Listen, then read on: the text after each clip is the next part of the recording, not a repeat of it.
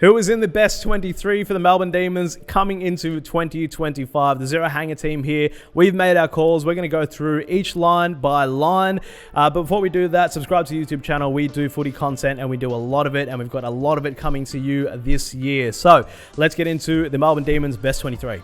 But before we get into it, don't forget that ZeroHanger.com is the #1 independent AFL news source for all your AFL news, trades, draft content, and now games. Check out our latest game, AFL Streakr. Test out your footy stats knowledge and see if you can get your name on the leaderboard. All right, so here to break down Melbourne's best 23 for 2025, AFL reporter Aidan Cellini. Aidan, what do you reckon? This is my territory here, but I need some unbiased opinion. Sitting very close to you, I'm kind of scared what I'm going to say, but I mean, they're an interesting team to dissect, which we obviously will be doing in a moment. Yeah, so great on paper, average on field, nightmare off field. Let's get into it. All right, so probably the best part of Melbourne's list at the moment, their back line. So we're starting with Judd McVie, Stephen May, Tom McDonald moving back there. And then on the halfback, Trent Rivers, Jake Lever, and Christian Salem. Yes, so those six is probably, and arguably, the most short back six in the competition, in my opinion. They won a premiership off that. Even the 2 years after that, they were really, really good making top four finishes as well. And even last year, surprisingly, I know on field they weren't great. They didn't make finals. There was so much drama, blah, blah, blah. But the back six was still very, very strong. And there was at times when they had a lot of personnel or key personnel missing too in certain games, and yet they still held up pretty well. So the system, albeit has been tested, is still quite strong. Yeah, that's the only good thing I have to say about Melbourne is our back line is pretty good. So looks good on paper. Let's move now to the midfield. All right, so this is where it gets dicey. So let's start with Max Gawn, obviously Premier Ruckman in the competition, and followed up by Christian Petrarca, Jack Viney, Clayton Oliver, and then on the wings, Ed Langdon and Caleb Winsler. Aidan, are we going to talk about Petrarca and Oliver? Think we might be. 50 millionth time? Yeah. What do you reckon? It is getting a bit long in the tooth, this narrative, but obviously there's reason for it. The intrigue around both Oliver and Petrarca's 20-25 years is insurmountable. Probably hasn't been like this for many players in recent history in terms of being most watched, and not necessarily for their talent, but just because they wanted to get out of the club in the last couple of years, especially in Oliver's case. So again, all reports have indicated they're flying at the moment, like all players are in the summer months. And for Melbourne fans, and I think for AFL fans, we'd really like to see, especially Petrarca, get back to his best, because clearly he's the top 5 player in the competition. And even Clayton Oliver hopefully put some of his off-field antics behind him and just focus on what he's really good at, which is really good being at a really good midfielder. Sorry. Yeah. Despite some broken ribs for Petrarca, I hope he's there round 1. No, round 0? No, we're not playing round 0.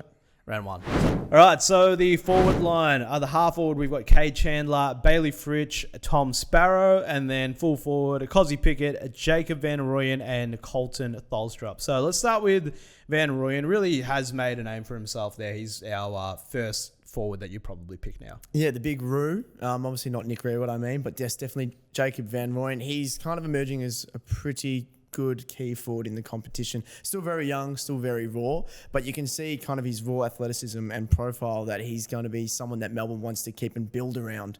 Especially, the 6 names you did mention, there's not necessarily a big key target. Tom McDonald, the veteran, he could potentially swing forward with a person on the bench we think might go down back, and Dan Turner as well, potentially as well in that forward line. Yep. And Colton Tholstrup, so didn't get too many games last year, but he's a fun recruit. You've seen him with the sunnies on at training every year? Sunnies, he's got the fro, he's got a bit of pizzazz about him, he's got a bit of this, bit of that, which I think Melbourne fans like. They kind of want a bit of more spirit into their game, which I think he brings in spades. I think he'll be more of a stay-at-home small pressure forward alongside Cade Chandler.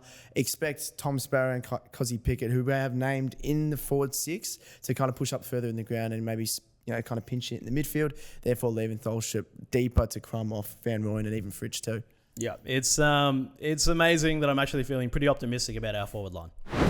And rounding out the best 23 on the interchange, we have Jake Bowie, Daniel Turner, Harrison Petty, Harvey Langford, and Harry Sharp as the sub. So let's start with Harrison Petty. So he's going down back, apparently. Yep, confirmed by the coach himself, Simon Gilbert, after a failed attempt at the forward line. A bit of a stubborn attempt as well, might I add. I think he kicked 9 goals last year as a forward, which is just not a great return at all. Which has He was injured a lot. He did all right. He did okay, but the Dees need someone who can hit the scoreboard frequently. And when their offense isn't going that well, which they were known for in their premiership year, then they've really got nothing to work off except for that defense. We did mention that we're pretty good. So Petty down back, shores up the defense, which kind of does free up potentially Tom McDonald, the veteran, to swing out down either end, and especially maybe in through the wing is a really good runner too. So keep an eye on Petty going down back. Yeah, and then of course Daniel Turner rotating into that forward line as well. But here we've also got 2 new faces, so Harvey Langford and Harry Sharp, although as a sub. Yeah, Langford we're going to throw straight in the deep end. We think he's ready. Melbourne definitely, I believe, think he's ready. I think the whole world thinks he's ready. He was a top 10 pick in last year's draft, but he's got the body already made for AFL football. He is a genuine midfielder, but given the fact you've already got Petrarca, Oliver and Viney in there, and also the fact that he's 18, 19 years old, you might give him some time to develop, but that doesn't mean he will not get senior opportunities. And Harry Sharp was the one year have mentioned as the sub and crossing from Brisbane, winning all the time trials, doing really well at his new club, just wants opportunities, which he just couldn't get at the Lions because how good they are. And I think maybe on a wing role, half forward role, given the fact that he's so good at running, could really play that kind of in between the arcs role that Neil Bullen actually played for the Demons for so long. All right, so look, good-looking list, although every Nuffy thinks that their team looks pretty good on paper. But I like this team. Probably one of the interesting omissions, Jake Melksham. Yeah, so the veteran forward, we think Colton Tholstrup will get the nod over him come round 1. They play a very similar role, that kind of defensively minded small forward, potentially sitting on maybe the opposition's intercept defender, or maybe making sure that their halfbacks don't bounce out of there. So Melksham is a little bit stiff, but we just think Tholstrup, given where he's at in his development, we just think he may just get the nod early on. Yeah, I can see us sacrificing the experience and comfortability that Melksham has in order to get some games into Tholstrup. So, pretty good one. Thank you, Aidan, for breaking this one down. It wasn't as emotional as I thought it was going to be. If you agree with us, if you disagree with us, get down into that comment section. Let us know what you think. Subscribe to the YouTube channel. We've got plenty of content coming out this year, and catch all the latest AFL news at zerohanger.com.